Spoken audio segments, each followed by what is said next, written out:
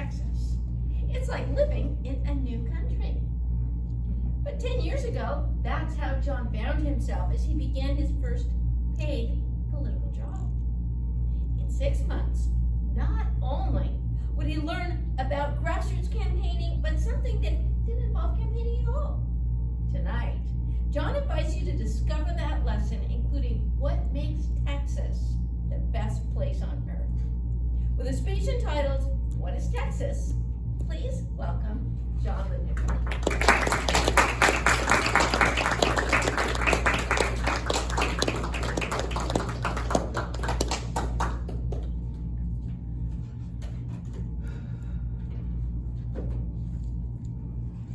I'm driving north in Burleson, and I see workers planting bushes along the road.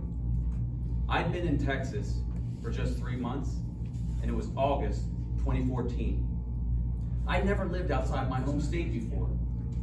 Now this is going to seem crazy because I'm a Yankee, and Yankees have reputations for loving big government, high taxes, and disliking Texas.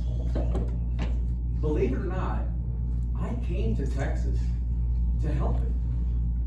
From over 1,500 miles away, I saw outside sources with no connection to the Lone Star State, its people, or its founding, funneling money into political organizations who sought to change Texas.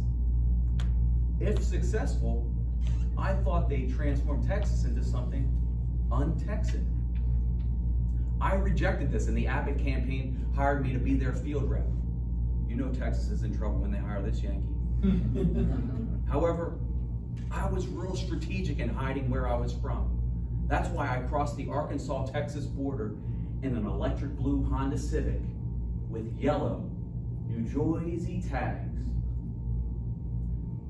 I got my first taste of Texas at a Cleveland Comfort Inn. Still euphoric and excited from driving through the state, I stood at the counter, and that's where it happened. The college-age girl took a look at my New Jersey driver's license, and she laid it on the counter and said, "Kick your Yankee butt."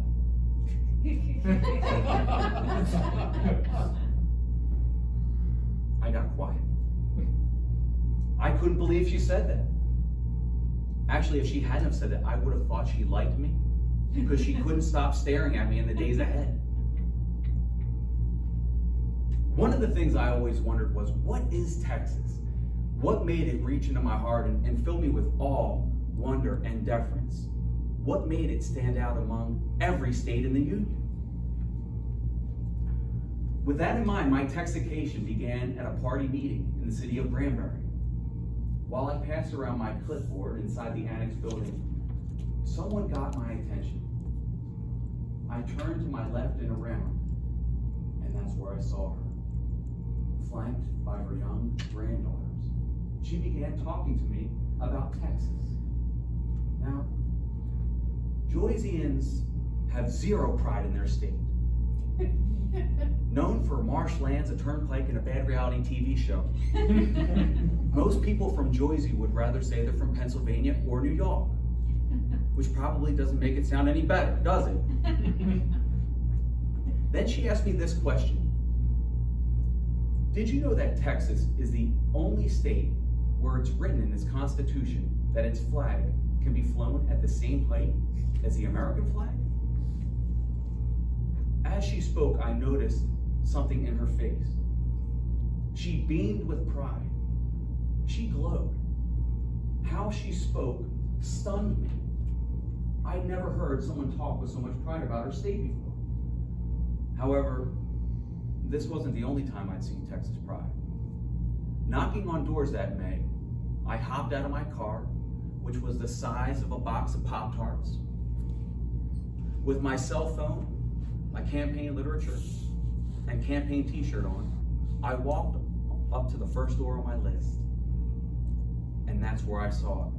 Hanging on the brick wall was a circular metal structure with the words Texas on top and 1836 on the bottom.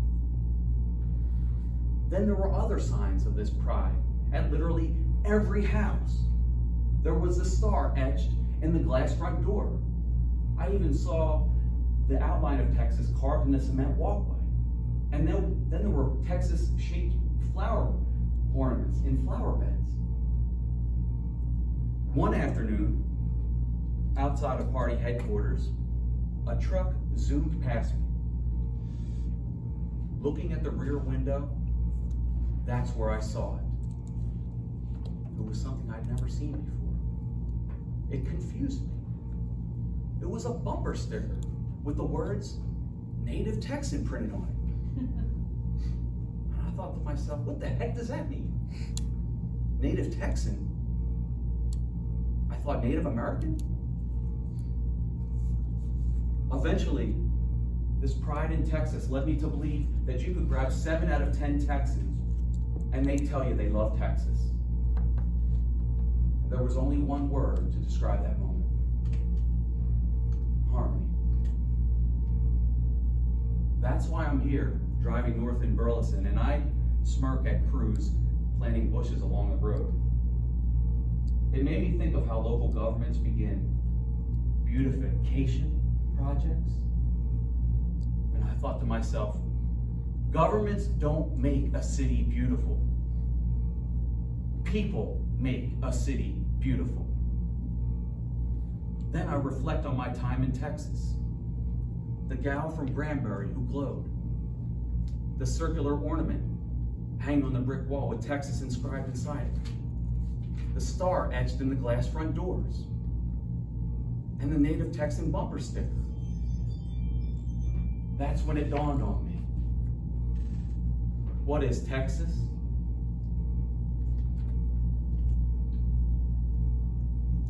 It was you. Madam Toastmaster.